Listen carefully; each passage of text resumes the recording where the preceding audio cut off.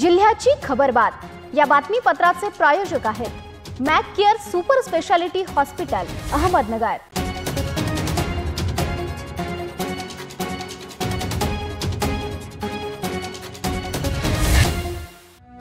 नमस्कार, मी साक्षी। न्यूज 24 सह्याद्रीमध्ये तुमचं स्वागत।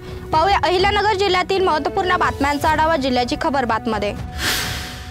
शाळा सुटल्यावर घरी जात असलेल्या अल्पवयीन शाळकरी मुलीचा विनयभंग करून तिचं अपहरण करण्याचा प्रयत्न झाल्याने एकच खळबळ उडाली आहे। दरम्यान मुलीने प्रसंगावधान राखत आरडाओरडा करून आपली सुटका करून घेतली आहे। ही घटना राहुरी तालुक्यातील जांभळे शिवारात सायंकाळच्या सुमारास घडली।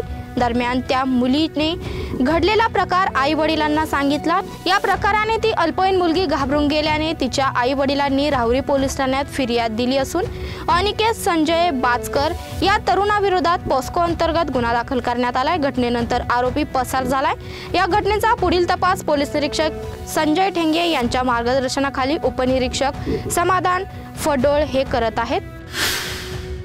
केंद्रीय गृहमंत्री अमित शहा यांच्या वक्तव्याचे पडसाद शहरात उमटले असून भीमसैनिकांनी खरडा चौकात निदर्शने करीत शहा यांच्या वक्तव्याचा निषेध केलाय।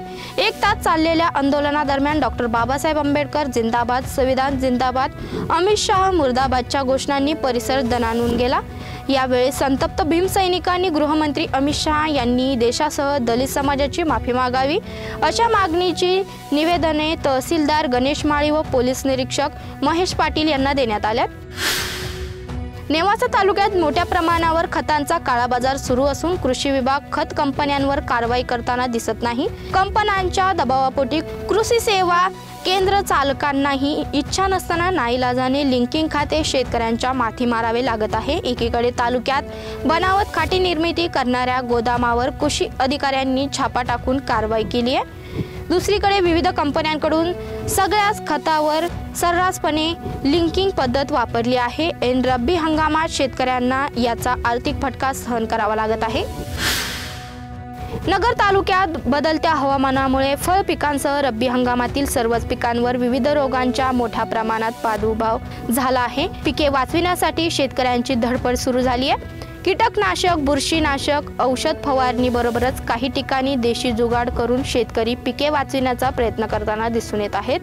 डिसेंबर महिन्याच्या पहिल्या आठवड्यात वातावरणात झालेल्या अचानक बदलामुळे रब्बी हंगामातील सर्वच पिकांवर विविध रोगांचा प्रादुर्भाव झाला आहे। सूर्यप्रकाशाच्या अभावामुळे सर्वच पिके रोगांना बळी पडली आहेत।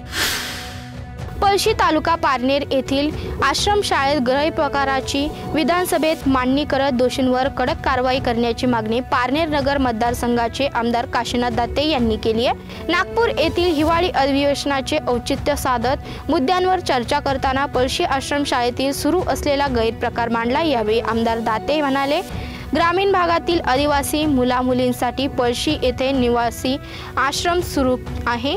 आश्रमशाळेत 2-3 दिवस पाणी येत नाही। आश्रमशाळेतील मुलांना फिल्टरचे पाणी मिळत नाही। मुलांना खाण्यासाठी आलेले केळी, बटाटा, वांगी, फ्लावर खराब झालेली उघडकीस आलंय। पिण्याच्या पाण्याच्या हौदात कीटक आढळल्यात। जिल्ह्याची खबरबातमध्ये घेऊया छोटीशी विश्रांती। कॉंग्रॅच्युलेशन्स वहिनी, बाळ झाल्याबद्दल। पण मी ऐकलंय डिलिव्हरी फार क्रिटिकल होती। आता ठीक आहे ना सगळं? अगं होता थोडा प्रॉब्लेम, पण स्त्रियांच्या आरोग्याची संपूर्ण काळजी घेणारं मातृसेवा होतं ना साथीला। सगळं सुरळीत झालं। किशोर वयापासून ते रजोनिवृत्तीपर्यंत स्त्रीच्या आरोग्याची संपूर्ण काळजी घेणारं अहमदनगर मधील पहिलं स्त्री रुग्णालय Matruseva women's hospital, obstetric ICU, किशोरवयीन आणि विवाहपूर्व समुपदेशन, गरोदर माता तपासणी आणि प्रसूती, पहिल्या सिझेरियन नंतर नॉर्मल डिलिव्हरीची सोय। मातृसेवा विमेन्स हॉस्पिटल, सक्कर चौक, नवीन टिळक रोड, अहमदनगर। फोन 9850200017। विश्रांतीनंतर तुमचं पुन्हा एकदा स्वागत। पाहूया पुढील बातम्या। जागतिक हवामान विभागाच्या अंदाजानुसार यावर्षी भारताला सक्रिय राहण्याचा अंदाज आहे। त्यामुळे यंदा पावसाचं प्रमाण हे सरासरीपेक्षा अधिक असण्याची शक्यता आहे। महाराष्ट्राबाबत बोलायचं झालं, जागतिक हवामान विभागाने वर्तवलेल्या अंदाजानुसार जूनपर्यंत स्थिती अशीच राहील तर राज्यात देखील सरासरीपेक्षा अधिक पाऊस पडण्याची शक्यता आहे। नव्या वर्षाची सुरुवात होण्यासाठी आता अवघे काही दिवस शिल्लक राहिल्यात। लवकरच आपण नव्या वर्षात पदार्पण करणार आहोत। नव्या वर्षात पाऊस कसा असणार याबाबत सर्वांनाच मोठी उत्सुकता असते, कारण भारत हा कृषीप्रधान देश असल्यामुळे येथील बहुतांश अर्थव्यवस्था आजही पावसावरच अवलंबून आहे। मान्सूनचा पाऊस चांगला झाल्यास मार्केटमध्ये तेजी दिसून येते। अवैध वाळू वाहतुकीला सोन्याचे दिवस आले आहेत. तहसील व पोलीस प्रशासन यांच्या संगमत झाल्याने वाळू उपसा मोठ्या प्रमाणात सुरू झालाय.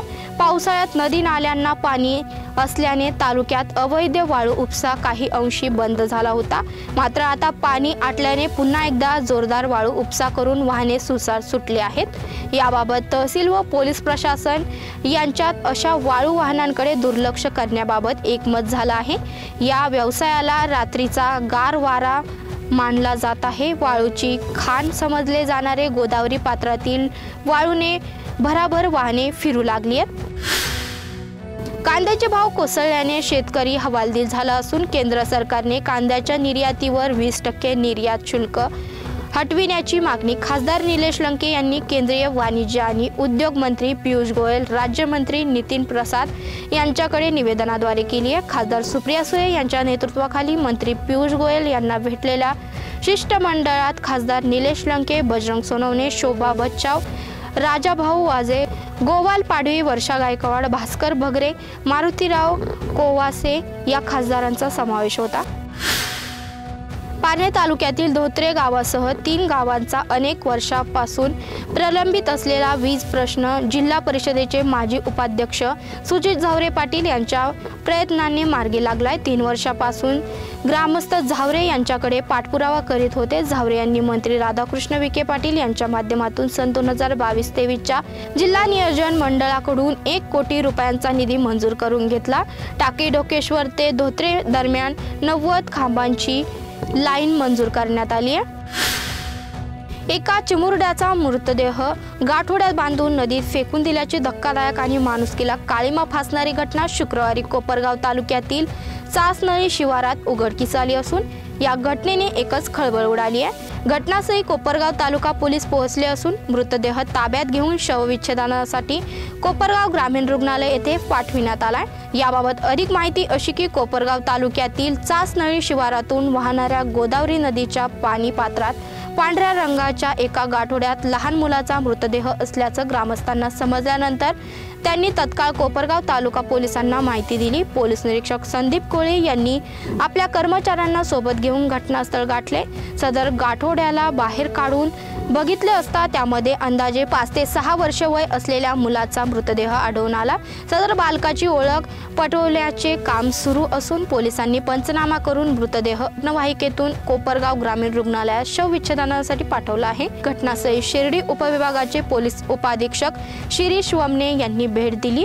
नेमका हा प्रकार काय, सदर बालकाची हत्या झाली तर ती कोणी आणि कशासाठी केली असावी अशा प्रकारची चर्चा असून याबाबत खरी माहिती शवविच्छेदन अहवाल प्राप्त झाल्यानंतर आणि पोलीस तपासानंतर समोर येणार आहे. जिल्ह्याची खबरबातमध्ये ते सांगतोय तुम्ही पात्रा न्यूज 24 सह्याद्री. जिल्ह्याची खबरबात या बातमीपत्राचे प्रायोजक होते Mac care super speciality hospital Ahmednagar.